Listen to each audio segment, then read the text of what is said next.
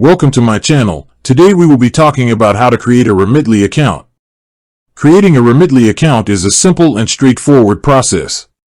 You can do this through their website or by downloading the Remitly app on your mobile device. To begin, you will need to provide your email address and create a secure password. Once you've entered this information, you can start the sign-up process. Remitly may ask for additional personal details, such as your full name, mobile number, birth date, and address. This information is required for security purposes and to comply with financial regulations.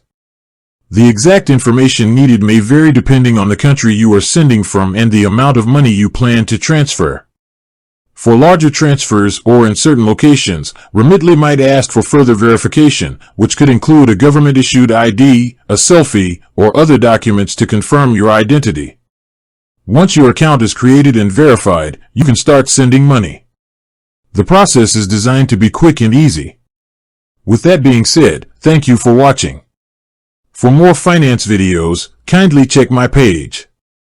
Please like, share, comment and subscribe to my channel. Thank you.